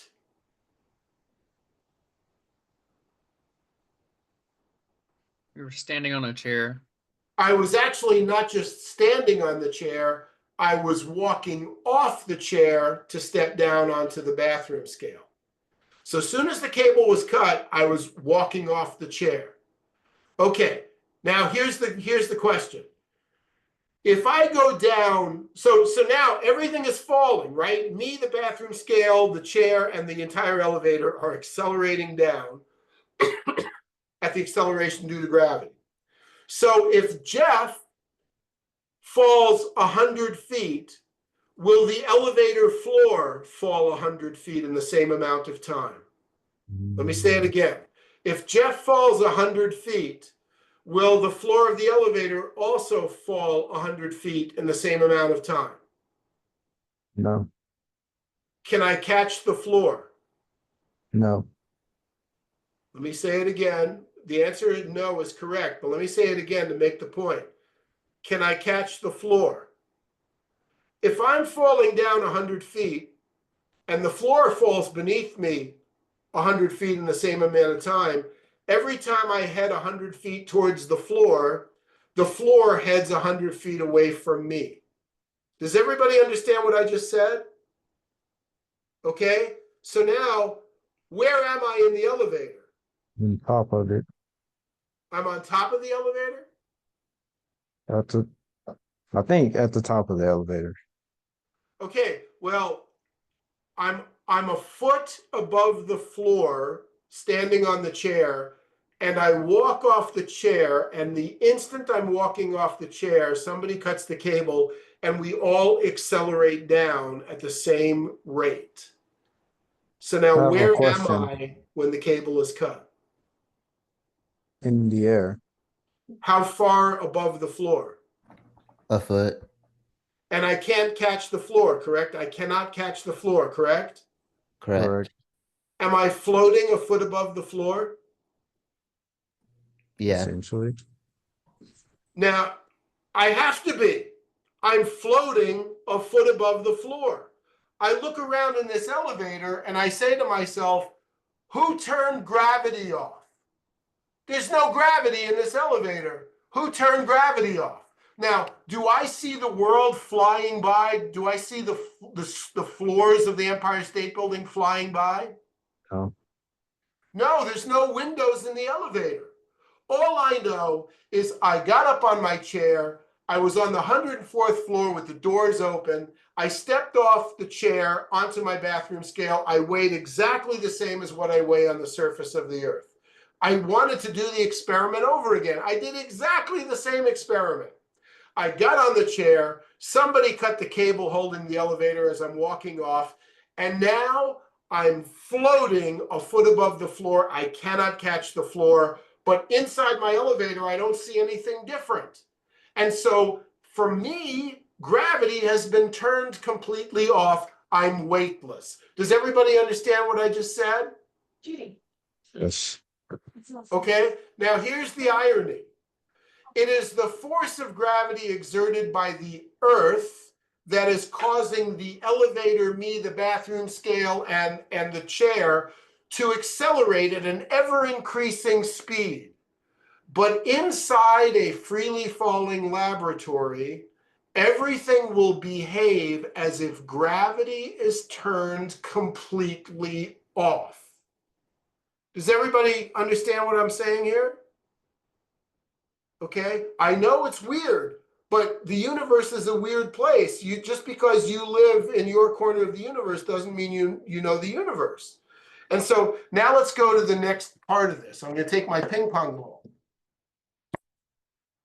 There's no air in this room. I know you're going to ask, well, how are you speaking, Jeff? I'm just sending my thought waves to you. There's no air in this room.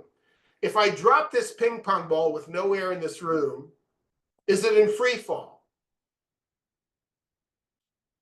Yeah, the only force acting on it is gravity. It's in free fall. Now, a force is a push or a pull. So if I take this ball and I throw it, I'm pushing on it, and it leaves my hand with a certain speed. Can somebody tell me the path it takes? If I throw it with a little speed, what's the path it takes? Okay, so Liam is saying it arcs and it hits the ground and it stops. Good. Okay, if there's no air in this room and I throw this ball, I've pushed on it, but once it leaves my fingers, what's the only force acting on it? Gravity. Gravity. So if I throw it, once it leaves my fingers, is it in free fall?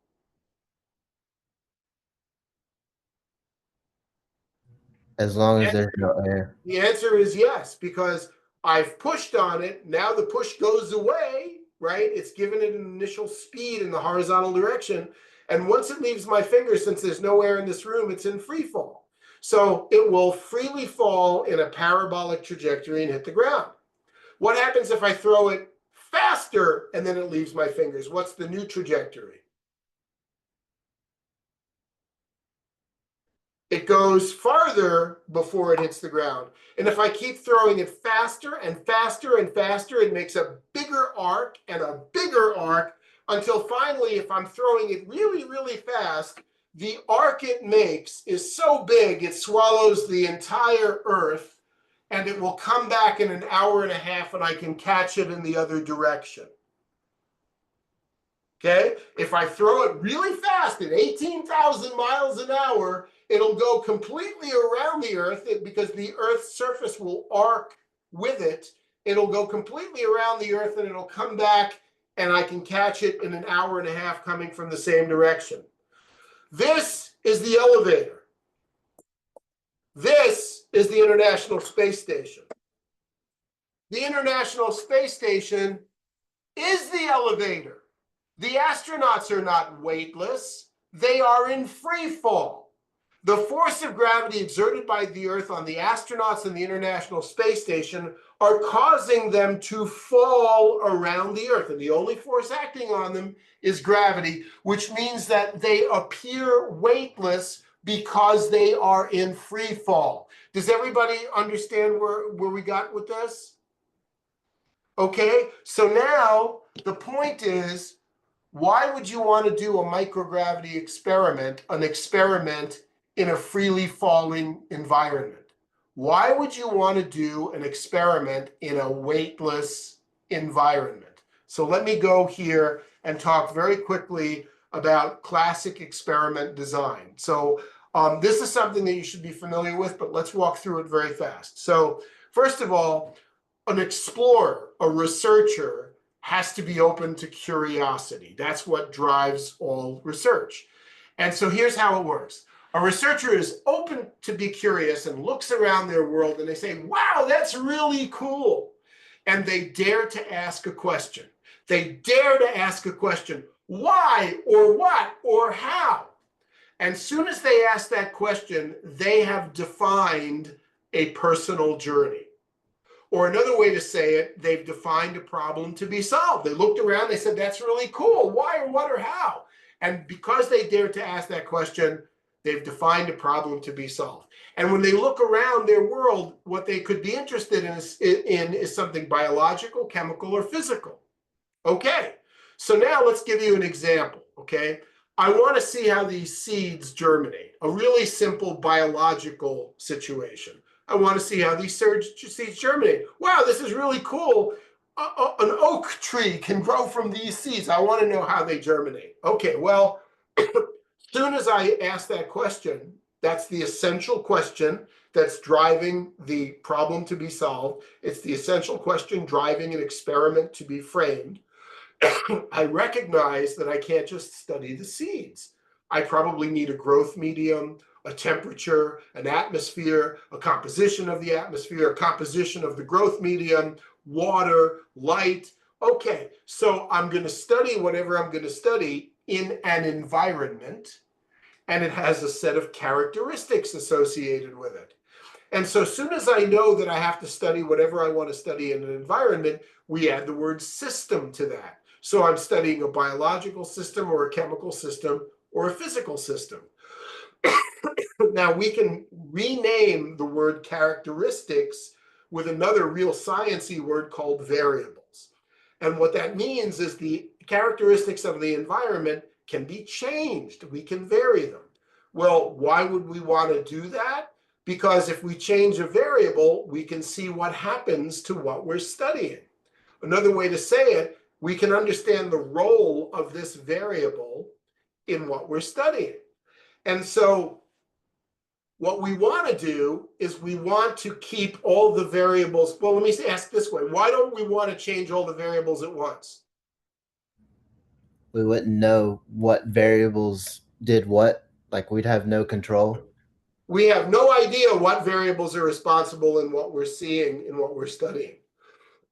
So the way we do this is we keep all the variables constant if we can, except one, and we change that variable and we call that the independent variable. Yeah. The independent variable. And of all the variables, so what we want to do is we want to understand the role of that variable in what we're studying. We want to see its effect on what we're studying. That's the independent variable. Now you might say, well, okay, of all the variables that we could have changed, why did we pick this one? Why did we pick this particular variable to change? And the answer is, it comes from the original question that you dared to ask. Because that question will typically scream what the independent variable is. So let me give you an example. A seed company says, we have genetically engineered a species of wheat that grows really well in dry climates, which means we can bring we can bring food production to areas of the earth that see famine. Well, that's a really powerful claim, but I don't know if they're telling the truth. I need to put that to the test, so I'm going to put a question mark in front of their claim. Does this genetically engineered species of wheat grow really well in dry climates? Okay, if I want to answer that question, can somebody tell me what the independent variable needs to be? Does this genetically engineered species of wheat grow really well in dry climates? What's the independent variable? The climate. Well, dry climate. So what makes a climate dry? The absence of water or less water. The amount of water. So More it's heat. telling me I want to understand food production as a function of water. How much, so I can plot food production against how much water, and I want to understand how much food production do I get with a little water, how much food production do I get with a lot of water, and a whole lot of water. So I look at food production as a function of water. And what I want to show is that in an area with low water, I get good food production. Does this genetically engineered species of wheat grow really well in dry climates? I get high food production with less water. Less water with respect to what? What am I comparing this to? How do I know if this genetically engineered species of wheat is providing good food production with less water? What am I going to compare it to? This is a new biological entity that never existed on the planet before. Other wheat, like What I can do is I can compare it to normal wheat that might have been grown for thousands of years. And I do the same experiment with normal wheat. I look at food production as relative to the amount of water, and I can compare that to this genetically engineered species of wheat. And what I want to show is for small amounts of water, I get more food production with the genetic wheat as compared to the regular wheat. Let me say it again. By comparing the behavior of the genetic wheat to the regular wheat, what I want to show is for small amounts, for less water, I get more food production with the genetically engineered wheat as the regular wheat. Does everybody see what I just said? So to answer my question, it may be that the question that I've asked will tell you what the independent variable is, and you often need a comparison experiment to allow you to reach a conclusion. What do we call the comparison experiment? Constant. control. The control. Control. Okay, so here is the secret sauce. There is one variable that plays a critical role in virtually anything I want to study, but it's often taken for granted. What is that variable? Gravity. Gravity. Gravity plays a role in virtually everything, but it's often taken for granted. Even a germinating seed knows about gravity, because when it germinates, the roots go down, the shoots go up. It's called geotropism. Gravity plays a role in virtually everything. So here is the class of question for a microgravity experiment. I want to understand the role of gravity in something, right? Whether it's physical, chemical, or biological. I want to understand the role of gravity in something. So what needs to be changed? What's the independent variable that I have to change? Gravity. Got to change gravity. That's the variable I want to change. I want to change gravity and see what happens. But I can't change gravity. I can't change gravity. I can't go far enough away from Earth where gravity changes appreciably. So how do I do an experiment to understand what the role of gravity is in something? You do it in free fall. I trick the experiment. I put it in free fall, and it will behave as if gravity is turned completely off. Does anybody know where I can find a continuously freely falling laboratory? The International Space Station. That's why it was built. If I take my experiment to the International Space Station, it will behave as if gravity is turned completely off because it's in free fall with the astronauts. But what else do I need to do? You also need to do the experiment in gravity. I have to do an experiment on Earth in gravity, which is my control experiment. And when I bring my flight experiment down, it operated in the seeming absence of gravity. This control experiment operated in gravity. And if I put them side by side, whenever I'm studying, I want to see if there was a behavioral difference between the two experiments, because the only variable I changed is gravity. Does everybody see what I just said? So the secret sauce here is that classic experiment design holds that you want to study something, whether it's physical, chemical, or biological, by holding all the variables constant, changing one of interest, and seeing what happens. Well, a microgravity experiment, an experiment in weightlessness, is conducted because you want to understand the role of gravity in something under study. And since you can't change the gravity itself, you trick the experiment by putting it in free fall on the International Space Station, and then you hold it next to the control experiment to see what the behavioral difference is. Does everybody understand how simple a microgravity experiment is in terms of classic science? Okay, so now, what about the engineering and technology constraints? Well, remember we talked about the mini lab. And so what we said was that because of the technology of flight operations, you have to turn the mini lab in.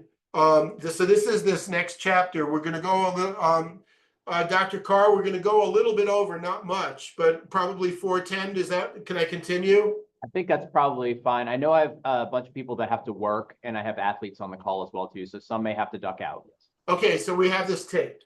Okay, so the idea is that you have to hand your flight experiment into Houston for 2 to 3 weeks before launch, and it may be delayed. So it could be sitting on the ground in Earth gravity. But you don't want your experiment in a weightless environment to be operating in Earth gravity, which is why you have to put it up in an inactive state to be activated by the astronauts. And the other part is when it comes back from space, it's going to land on Earth in Earth gravity. It's going to, the recovery ship will pick up the experiment, it will be inspected, it will be overnighted back to your flight team. And your flight team might not be ready for harvesting and analysis, which means you probably want to deactivate the experiment before it comes back into Earth gravity. And this is why 75 to 80% of all SSEP experiments are biological in nature. And the reason for that, at lower grade levels, you have an infinite variety of dried seeds that can be hydrated once on orbit. And at upper grade levels, including undergraduate, you have hundreds and hundreds of microbiologicals that are available in a freeze-dried form that can be hydrated on orbit. And biologicals can be killed and preserved before deorbit by introducing a fixative like alcohol or formaldehyde or glutaraldehyde. Now you understand the experiment I gave you as an example when we were going through the mini lab operations page. This undergraduate team wanted to understand if salmonella was more virulent in a microgravity environment, because we know that biology behaves differently when you change gravity. All biology does. So in the first chamber, they put freeze-dried salmonella. In the second chamber, they put a growth medium that the astronauts use to activate the salmonella on orbit. And before deorbit, they introduced a biological fixative like glutaraldehyde to kill and preserve it before deorbit. Let me give you an example at a lower grade level. A middle school team wanted to know if they knew that long duration space missions were going back to the moon, to Mars, to asteroids. The astronauts are going to have to grow their own food. But how do we know if seed germination rates are the same in a microgravity environment? That's a really important question. So in the first chamber, they put dried lettuce seeds. In the second chamber, they put distilled water. And in the third chamber, they put alcohol as a fixative. So once it got to orbit, the astronauts hydrated the lettuce seeds with the distilled water, and it took about 2 weeks to germinate. And then the astronaut introduced the alcohol to kill and preserve the seedlings. And on the ground, the same thing was happening in the ground control that was conducted by the student team. And when the flight experiment came down and they put it side by side, they could calculate the percentage of seeds that germinated on the ground and the percentage of seeds that germinated in space so that they could compare the germination rates. And under high resolution microscopy, they could look at the cellular level to see if there were cellular differences in the growth of the seedlings. So does everybody understand that? So now we go on to the last chapter. So that's why, by the way, that 75 to 80% of the experiments are biological. Though if you go to the website, you can see experiments in chemical systems and physical systems. So now what we talked about since the beginning of this was the foundational philosophy of approach, which is immerse students in real research right now so that they can see what scientists and engineers do in the professional world. Then we talked about how the SSEP experiment works to immerse you in America's space program in every sense of the word. Then I took you to the websites to show you where all the resources are that you have to dig into, and the summary of all resources on the teacher resource page, and the walk through all of the curriculum in order on the Two Teachers How to Move Forward page. So it's, here are the resources, here's how you walk through the entire program, curriculum piece by curriculum piece. Good. Then I took you to what is microgravity, which is weightlessness. And I took you to the top of this really tall mountain, and I showed you that I weigh almost the same as what I weigh on the surface of the Earth, because I haven't gone really far from the Earth, 250 miles up. But then you said, well, why are the astronauts floating around? So I took you into the Empire State Building and I dropped you. And what we found out is in a freely falling laboratory, everything will behave as if gravity is turned completely off, even though the irony is that it is force of gravity exerted by Earth on the elevator, me, the bathroom scale, and the chair that's causing us to plummet at an ever-increasing speed. And then I showed you with the ping pong ball that the International Space Station is the elevator. The only difference is the International Space Station was accelerated horizontally at 18,000 miles an hour, so it's going around the Earth and not hitting the surface of the Earth, which means the astronauts are weightless because they're in free fall. Then I talked about classic experiment design, where you dare to ask a question about the world around you and you study something in an environment with a set of variables, and one variable you try to be the only variable that you change, which is due to the original question that defined your interest, your curiosity. And you change that variable and you see what happens, and you often need a control experiment to compare to reach a conclusion. And then I asked you what variable is taken for granted, and you said gravity, and I said, well, that's a problem because you can't change gravity, so you trick the experiment by putting it in free fall, and you have a control experiment on the ground at the same time, so when you bring your flight experiment down, you can compare them to see what the role of gravity is. And then I talked to you about the technology of flight operations, where 80% of the experiments are biological in nature, because you want to be able to activate the experiment on orbit once it's in a weightless environment and deactivate it before it comes back to Earth. And the only piece of this story that's missing now is, okay, you should be able to, first of all, understand the summary that I just provided you. Do you understand the summary that I just provided you?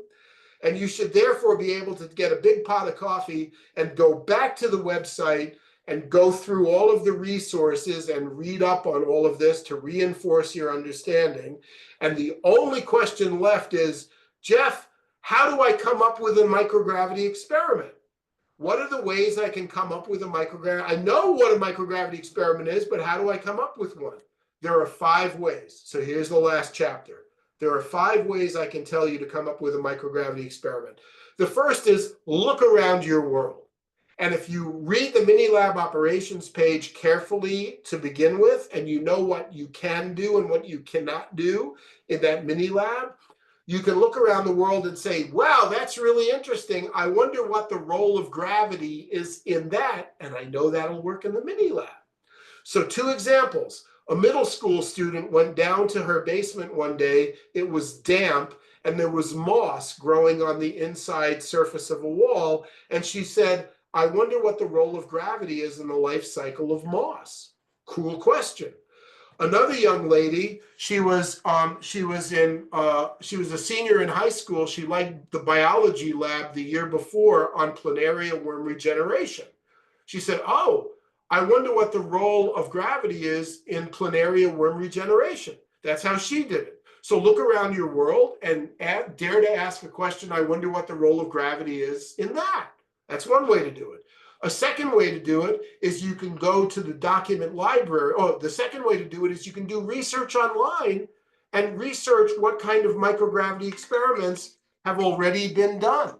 That's the second way to do it. A third way to do it is you can go to the document library and read the microgravity science background document, which provides an overview, as I said before, of the 9 separate science disciplines appropriate for microgravity research and why, and go to the case studies document and read examples of experiments in each of those 9 science disciplines.